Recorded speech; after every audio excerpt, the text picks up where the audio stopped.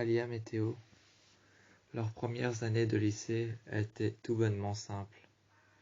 Un lycée, avec 4 escaliers disposés chacun les uns à côté des autres. Il y avait un appartement universitaire sur le côté, un peu plus loin. Le lycée était assez grand pour accueillir plus de 600 élèves. Le lycée était grand, d'une surface blanche.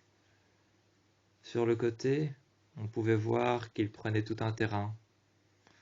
Il prenait tout un terrain assez vaste pour pouvoir y laisser de la surface pour garer les voitures des élèves, ainsi que celles de Théo et de Liam. Pour Théo et Liam, leurs premières années ont été assez simples, normales. Il n'y avait pas de distraction quelconque. Tous les jours, tous les soirs, à la même heure, il y avait un match de lacrosse, parfois décisif, parfois non, auquel ils participaient. Le lycée, le soir, quand le soir venait à se coucher, derrière le lycée, il y avait comme un aura blanc. Cela réfléchissait avec la surface blanche qu'il laissait derrière lui. L'aura blanc qu'il y avait derrière le bâtiment universitaire et le lycée réfléchissait avec les surfaces blanches qu'il laissait derrière lui. Le lycée était entièrement blanc, recouvert d'une surface blanche, un terrain vaste et vague sur lequel on pouvait mettre les voitures. Les voitures ainsi que les élèves qui venaient en moto ou en vélo y mettaient et y laissaient leurs voitures sur le côté. On pouvait y voir aussi le bâtiment universitaire, qui celui-ci était toujours occupé. Il était un peu plus loin dans l'allée, derrière un arbre abandonné, sur lequel on pouvait entendre les branches grincer. On pouvait entendre grincer les branches, on pouvait entendre le tronc craqueler l'un contre l'autre, les branches de l'arbre qui était abandonné, qui ne faisait plus de bruit, mis à part le grincement des branches, l'arbre et le tronc qui craquelaient. Il était abandonné, il était sec, il était mort.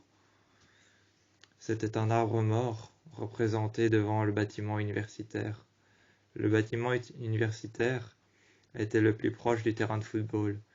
Terrain de football qui était assez grand pour pouvoir accueillir deux équipes de 11 pour jouer au football. 2 équipes de 11 pour jouer au football américain ainsi qu'au lacrosse. Assez grand pour pouvoir accueillir 2 équipes de 11 de lacrosse et 2 équipes de 11 de football américain.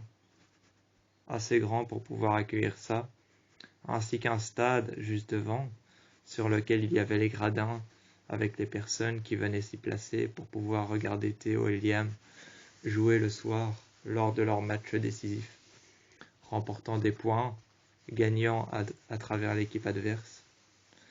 Se mettant en face du lycée, le matin lorsqu'ils arrivaient, ils garaient leur voiture juste à côté de l'escalier. Sur le côté gauche, près d'un arbre, bel et bien vif, bel et bien vivant, sur le côté gauche de l'escalier, il y avait la voiture de Liam, ainsi que la voiture de Théo.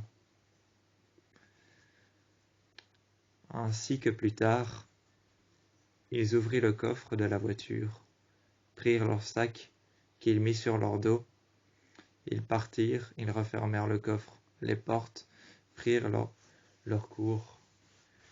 Ils prirent leur cours, refermèrent le coffre, prirent leur sac qu'ils mirent sur leur dos, et ils partirent. Un peu plus loin, ils partirent avec leur sac sur leur dos, leur cours en main. Ils partirent seulement plus tard. Ils grimpèrent les escaliers, fiers d'avoir trouvé un nouveau lycée, le lycée de Beacon Hills, sur lequel, juste devant la pancarte des escaliers, il était inscrit Beacon Hills High School, le lycée de Beacon Hills. Il était inscrit sur une pancarte juste devant le lycée, faite de pierres et de roches massives. Il était inscrit juste devant. Elle était un peu de travers par rapport à l'escalier, mais bel et bien de face par rapport à l'entrée. Cette pancarte, faite de pierres, de roches, de briques rouges, il était inscrit dessus, Beacon Hills High School, le lycée de Beacon Hills. Les intérieurs du lycée étaient bel et bien toutes jaunes. À l'intérieur du lycée, on pouvait voir les couloirs s'étendre de fond en comble jusqu'au plus profond des autres couloirs. Ils s'étendaient encore jusqu'au plus profond des autres couloirs. Il y avait des portes sur les côtés. On pouvait apercevoir que de l'autre côté, il faisait sombre. Les portes étaient fermées, les portes de secours qui avaient été faites en métal doré. C'était un métal doré, aussi doré que du bronze. Aussi doré que du bronze. Les portes étaient refermées. Elles étaient assez solides pour pouvoir y laisser transparaître une quelconque personne qui voulait forcer les portes. Les portes étaient assez solides pour pouvoir la retenir. Les portes paraissaient assez solides, faites de bronze, pour pouvoir retenir même un accident de voiture, de moto ou encore de vélo. Assez solides pour pouvoir retenir n'importe quel accident, n'importe quel incident. Un élève qui voudrait forcer les portes, de peur panique de vouloir sortir, ou un accident de voiture, une fausse manœuvre, encore un accident de moto, une quelconque fausse manœuvre, ou alors un faux démarrage. Elles étaient assez fortes pour pouvoir tout retenir. Mais ce à quoi Liam et Théo ne s'attendaient pas, c'était est-ce que ces portes étaient assez fortes pour pouvoir retenir les êtres surnaturels qu'ils avaient bel et bien vus et entendus. Ils en avaient entendu parler, ils les avaient vus. Ils en avaient entendu parler, ils en avaient vu. Mais ils n'en avaient pas touché, car il était impossible de toucher un être surnaturel. La seule question qu'ils se posèrent tous les deux, Théo face à la porte de gauche, Liam face à la porte de droite, tous les deux face à la fenêtre, regardant leur propre réflexion dans le noir. Dans l'obscurité, ils se posèrent la question. Ces portes coulées dans du bronze, fondues dans du fer, qui ont été forgées, qui ont été coulées et fondues, ainsi que brûlées dans du fer, étaient-elles assez puissantes, les portes de ce lycée, qui ont été forgées et coulées dans du fer et du bronze, étaient-elles assez fortes pour pouvoir retenir, certes, des accidents, des fausses manœuvres, des faux démarrages, des personnes qui voudraient forcer les portes? Était-ce assez vrai qu'elles savaient retenir tout cela, mais était-ce vrai pour autant qu'elles étaient assez fortes pour pouvoir retenir un être surnaturel, car ils en avaient déjà vu, déjà entendu parler? Était-ce possible que leur année de lycée, qui se passait pour le moins très bien, qui paraissait être normale, pourrait bel et bien devenir du jour au lendemain anodine? Pouvait-elle devenir anodine du jour au lendemain? Pouvait-elle devenir spéciale? Pouvait-elle devenir telle qu'ils le pensaient, entourée d'êtres surnaturels, de démons? Lorsqu'une jeune fille se présenta à eux et leur dit alors qu'elle s'appelait Lydia Martin, Théo et Liam se retournèrent face à Lydia qui s'était présentée et qui leur avait dit qu'elle était une banshee. Ne sachant pas quoi répondre sur le moment, ils ont tout simplement répondu qu'une banshee, à leurs yeux, c'était une sorcière de Salem. Ils ont répondu que pour eux, à leurs yeux, une banshee, c'était une sorcière de Salem. Lydia avait rigolé pendant un bref instant, disant qu'une banshee ce n'était pas une sorcière de Salem, mais bel et bien une sorcière, mais autre chose, moins puissant, moins fort, qui a d'autres convictions, d'autres pouvoirs que ceux dont vous pensez, d'autres pouvoirs beaucoup plus surpuissants que ceux dont vous pensez par rapport aux sorcières de Salem. Elle leur expliquait qu'une banshee, c'était une femme hurlante, c'était une messagère de la mort, mais que cela n'était que des surnoms donnés par les livres d'histoire. Une banshee est une personne qui sait comprendre la mort, qui est une messagère, qui sait prévenir quand les gens vont mourir, qui sait faire en sorte que ça s'arrête. Elle leur a expliqué dans les livres d'histoire, avec ses mots, avec ses paroles, elle leur a expliqué ce que c'était une banshee. Jusqu'à ce qu'une deuxième personne vînt à se présenter à eux. Corey, un jeune qui s'était présenté à eux deux, et qui leur dit alors qu'il était une chimère. Qu'est-ce que c'était une chimère? Théo ne le savait pas vraiment. Seulement, Liam non plus. Il vint alors à se mettre tous autour d'une table. C'est avec Lydia qui leur avait expliqué ce que c'était une banshee, qu'ils avaient compris, qu'ils savaient qui elle était à présent.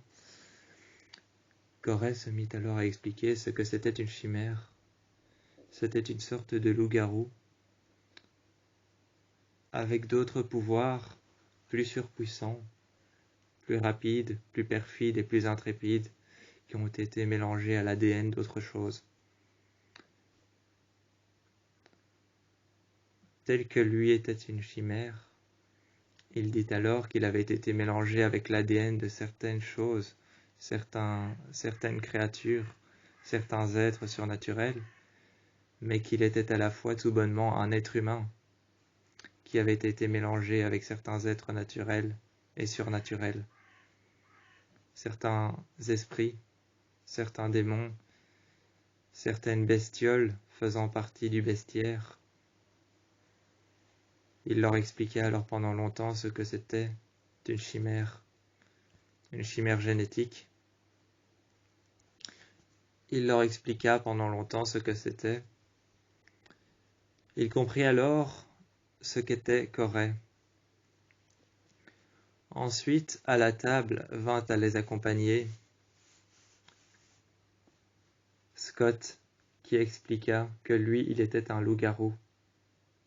Voyant dans le noir, courant à travers la forêt pendant la nuit, surveillant sa meute et en créant d'autres, il leur expliqua qu'il était un loup-garou, celui qui courait dans la forêt, la nuit, le soir, celui qui voyait dans la nuit, celui qui voyait dans l'obscurité, celui qui avait les yeux rouges, qui guidait tout le monde pour savoir où ils allaient, ce qu'ils devaient faire, qu'il était le seul à pouvoir créer et procréer des meutes. Il leur expliqua qu'il était le seul à pouvoir procréer et créer des meutes, qu'il en était seul capable, que Corey était une chimère qui avait d'autres pouvoirs beaucoup plus spéciaux que ce qu'il ne pensait. Ensuite vint à ses côtés Mason, qui avait été l'hôte de la bête. Mason, qui avait été l'hôte de la bête du Gévaudan, vient à se mettre à leur côté, qui leur expliqua ensuite ce que c'était la bête du Gévaudan, une légende d'il y a bien longtemps, d'une bête surnaturelle qui cherchait un hôte et qui cherchait surtout à savoir qui elle était. Rien de plus spécifique, rien de plus compliqué. Elle cherchait juste à savoir qui elle était, ce qu'elle était, et elle cherchait à comprendre son hôte. C'était l'histoire de la bête du Gévaudan qui leur avait été partagée, tout comme leur avait été partagée l'histoire du loup-garou, de la banshee et de la chimère. Ils avaient compris maintenant que certains élèves, dans cette école, dans ce lycée, ils avaient compris que certains élèves dans ce lycée, dans cette école, dans cet établissement, n'étaient pas comme les autres. Certains avaient des dons particuliers, tels que Lydia qui était une banshee. Certains étaient des loups-garous qui couraient la nuit, qui traquaient les proies, qui procréaient des meutes, qui créaient des meutes, qui en étaient le seul capable, des alphas, des omégas ou des bêtas. Faisant partie de meutes, étant solitaires, ou procréant des meutes et en créant d'autres. Certains étaient une banshee, maîtresse de la mort, messagère de la mort, la femme hurlante, celle qui crie pour protéger ses proches. Certains étaient des chimères qui ont été mélangés avec d'autres ADN génétiques, qui avaient des pouvoirs plus surpuissants qu'un loup-garou, plus surpuissants que ce qu'ils ne pensaient.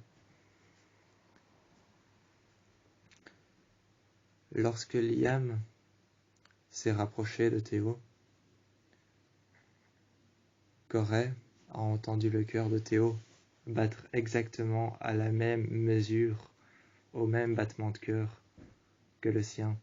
Il a donc compris évidemment tout de suite que Théo était une chimère lui aussi, mais qu'il ne l'avait pas précisé. Il a compris en écoutant les battements de son cœur, chaque pulsation Il a compris donc qu'en écoutant chaque battement de son cœur, qui était exactement à la même mesure, chaque battement de son cœur, chaque pulsation étant exactement à la même mesure que celle de Corey. Corey a donc compris, rien qu'en entendant ça, en pouvant entendre la pulsation de son cœur, du cœur de Théo.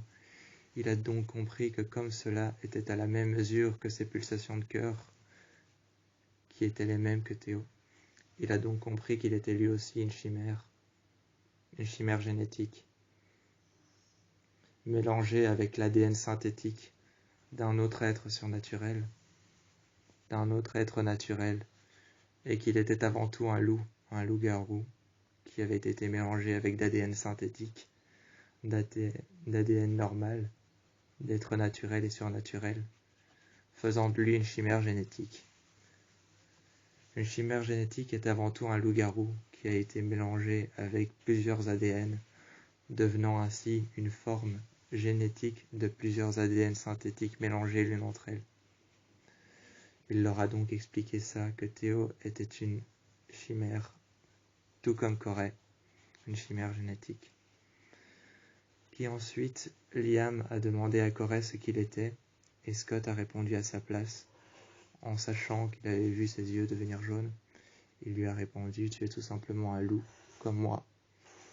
Mais tu n'es pas encore arrivé au même stade, tu n'es qu'un bêta.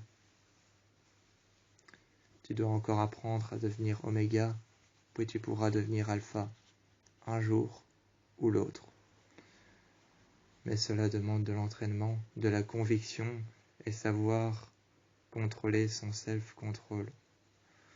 Cela demande beaucoup d'entraînement, beaucoup de capacité, beaucoup de conviction. Il faut savoir montrer de l'empathie, se contrôler, avoir la manipulation en main de son self-control, comprendre qui on est et savoir que si on est un loup, il faut savoir procréer une meute quand on est arrivé au stade d'alpha. Il faut savoir comprendre à peu près tout, le self-control, la maîtrise de soi et qui on est pour pouvoir procréer, devenir une personne ou une autre. Lydia n'est pas devenue une banshee toute seule, Corey n'est pas devenu ce qu'il est tout seul, et Mason n'est pas devenu et n'a pas contrôlé la bête du Gévaudan tout seul. Ils ont tous eu une capacité à devoir se maîtriser, à devoir comprendre le self-control et qui ils étaient. Ils savaient maintenant qu'il y avait des êtres surnaturels tout autour d'eux, peu importe là où ils allaient. Ils allaient maintenant devoir faire face et en devenir eux aussi des êtres surnaturels.